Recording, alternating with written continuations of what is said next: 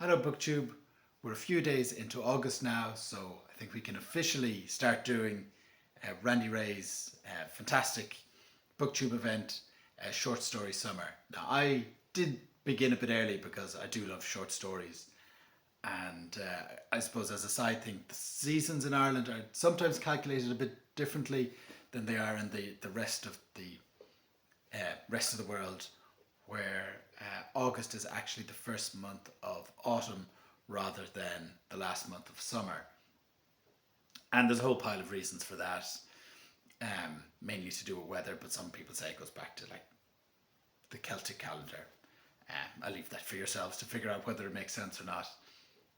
I mean, seasons are pretty arbitrary anyway, so yeah, you're for the purposes of this, I'm definitely going to count August as summer. And plus, the weather is pretty good, even though it was a bit chilly today.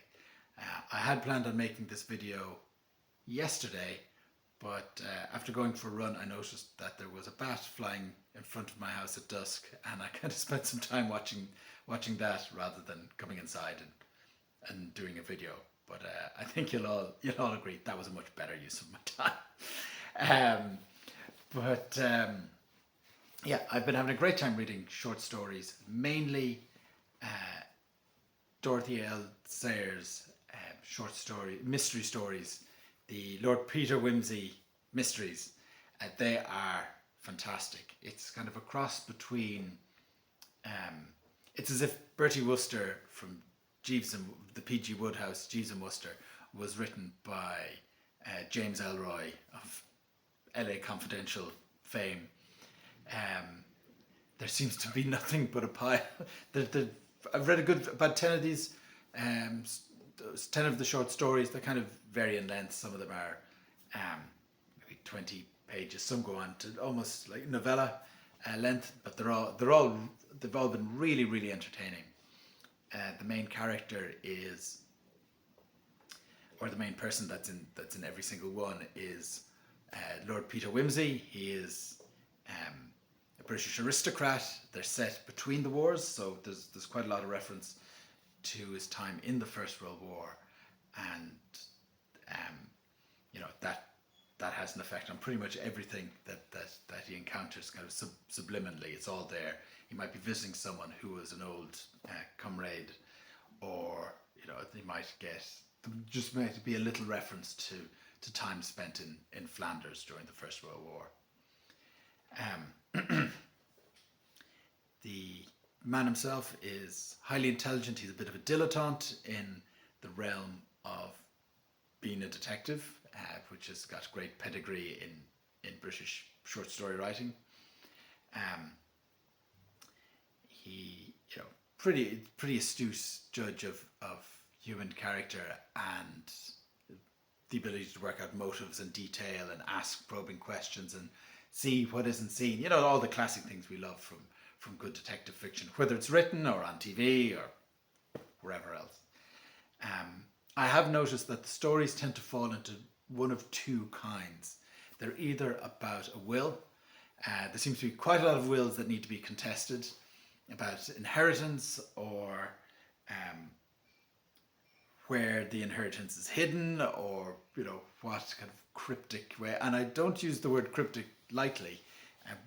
In one of the short stories early in the collection, the solution was in a series. It was part of a crossword puzzle, which was provided in the short story. The crossword was printed out along with the guide to follow, or the clues to solve, I should say. And I've done crosswords before. I enjoy them from time to time.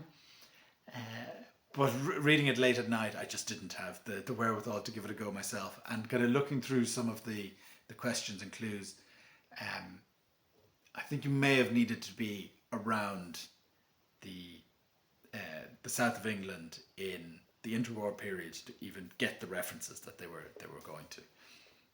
But that was actually a lot of fun reading that one. They're all very good. They're all very entertaining, very well written. The the stories can be a bit, can be a bit of a stretch in realism at times, but generally, but not so much that it put me off. Like I said, about half of the stories are about an inheritance and resolving some issue of inheritance or strangely written will or trying to find the will. There's quite a lot of stories in that vein, and the other half are solving the most grisly murders you can imagine. And Lord Peter Wimsey certainly seems to have brought back some demons from France, because it doesn't seem to bat an eyelid at a severed head or a pile of bones or just the most gruesome kind of murders occurring just feet away from where he is, or like in an upstairs apartment. It does make the whole thing very, very jarring to jump between the two stories, I've found. I think one by one they're pretty good, but you might read two kind of light, jolly ones, and then this extremely grisly murder, but the tone doesn't quite change or match for it. But I give them a big recommend. I think about halfway through or about a third of the way through the collection, and I'll keep reading those. It's nice to take a break between them and to read something else. So when they were starting to get a little bit samey, I had a look through my shelves here to see was there any short story collections. I have loads of them up there, but one took my fancy, or caught my eye, I should say. It is this one, The Book of Guys by Garrison Keillor. So there's the author there's face superimposed on some Dutch painting. Certainly looks Dutch to me. So Garrison Keillor, for those who don't know, and I only came across him when I was spending some time in the States in maybe about 20 years ago at this point. From what I remember, he hosted a radio program called Lake Wobegon. It's really stuck in my head because I have a very clear memory of going around kind of the balmy evening summers of New England, going to the ice cream parlors that are dotted around, and on the way there, in the car, there was a group of us, and Lake Wobegon would be playing in the background, or you'd hear it while you were having your ice cream. So very fond memories of it. It hasn't really traversed across the Atlantic. You don't really encounter him all that much here, but I did find this in a used bookshop years and years and years ago, probably a charity shop actually. Don't know if I can see what I actually paid for it. It would have been maybe €1 or two, but I don't know. Presumably the radio show is still going. It was immensely popular at the time. There seemed to be a mixture of music and kind of spoken word pieces, and he kind of this I think, would you call it Midwest accents? It's kind of deep Midwest accents with a very dry humour. The stories in this book, and you can see them about a third of the way in, they're very different. Quite crude, actually. I was surprised by just some of the topics and the use of language. It wasn't quite what I was expecting.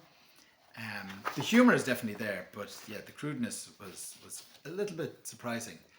I did find that when I did go to see when the book was first published. I think this is a reissued edition. It was first published in 1993, and it kind of reminded me of some stories I'd read around, from that period. It was just, that seemed to be the style at the time. The short stories themselves are a mixture, as you can imagine, with a title like The Book of Guys. The protagonists are all men in this, and they are, nearly every one of them is going through a midlife crisis.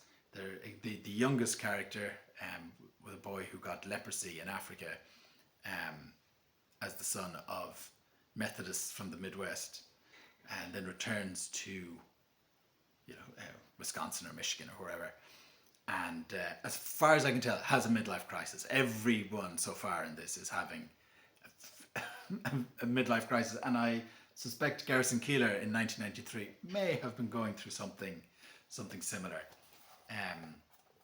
Like, to give you an example of some of the stories, they are, maybe not. Maybe the humor just isn't for me, but there is. Well, I mean, the third or fourth story is the midlife crisis of Dionysus, where Dionysus turns 50, and so Dionysus is the Greek god of wine and revelry.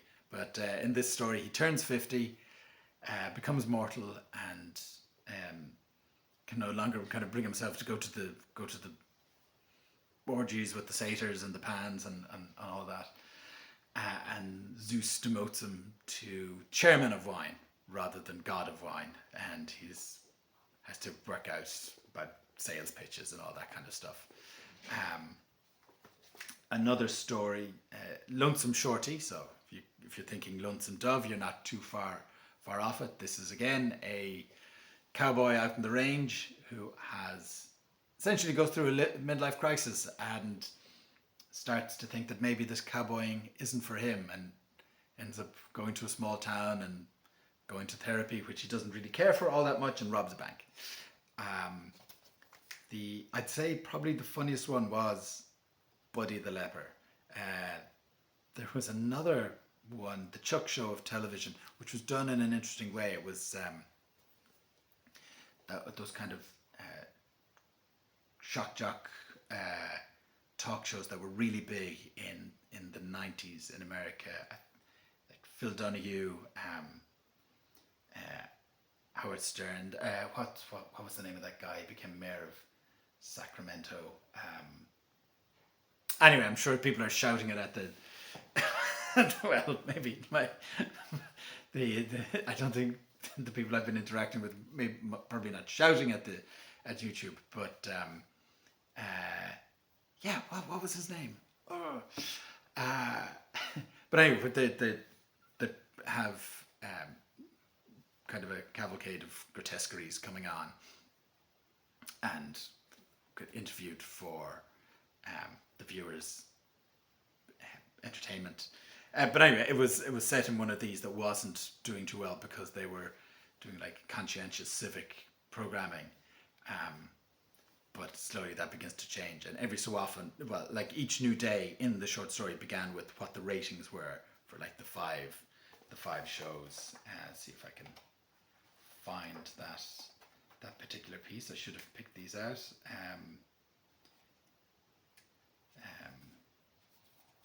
Or maybe not that one. Yeah, again, some of them quite surprising. So Monday begins. Muldoon, 10 a.m. Nearsighted guys disturbed by the blur who went berserk and killed again and again.